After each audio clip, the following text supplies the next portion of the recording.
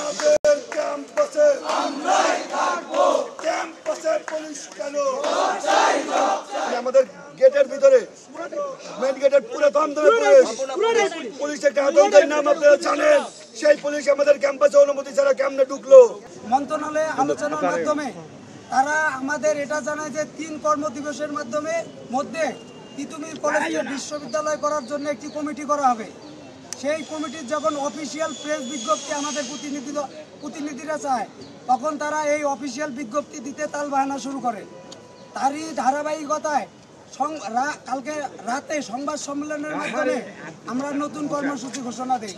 সেই কর্মসূচিটা ছিল close down Titumir, অর্থাৎ তিতুমির কলেজে কোনো প্রকার ক্লাস পরীক্ষা চলবে না।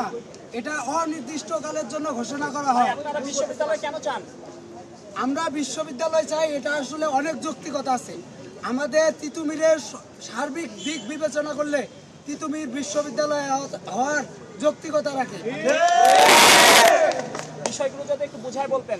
ঢাকা উত্তর সিটির মধ্যে ভৌগোলিক দিক বিবেচনা করে ঢাকা উত্তর সিটির মধ্যে কোনো পাবলিক বিশ্ববিদ্যালয় নাই।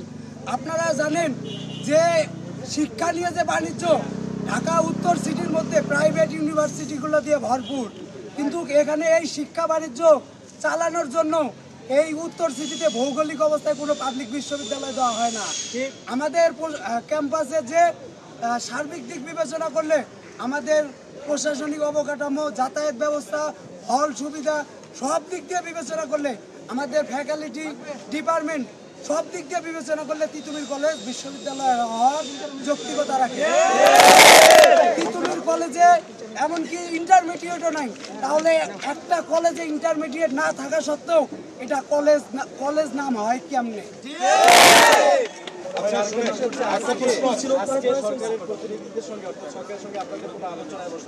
জি, তারা জানিয়েছে আজকে প্রধান উপদেষ্টা, শিক্ষা উপদেষ্টা এবং সংশ্লিষ্ট যে উপদেষ্টারা আছে তারা একটা ইন্টারনাল মিটিং করে আমাদের আবার প্রতিনিধি দল ডাকবে, তারা ডেকে তাদের সিদ্ধান্ত তারা জানিয়েছে। তিতুমির কলেজ কি কেন তিতুমির বিশ্ববিদ্যালয় করা প্রয়োজন, এর যৌক্তিক দাবি দফা বা রূপরেখা প্রণালী আমরা 94 পেজের ফাইলের মাধ্যমে রাষ্ট্রকে বারংবার হস্তান্তর করে আসছি, বারংবার জানিয়ে আসছি আমাদের সাথে বসুন, কিন্তু আমরা আশানুরূপ ফল পাইনি।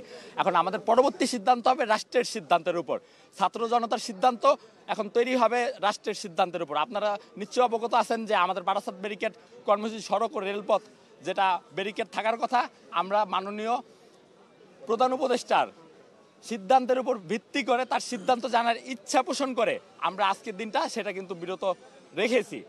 তার যদি সিদ্ধান্ত আশানুরূপ না হয় তাহলে ছাত্র সমাজই সিদ্ধান্ত দিবে যে আমাদের পরবর্তী কর্মসূচি কি হতে যাচ্ছে।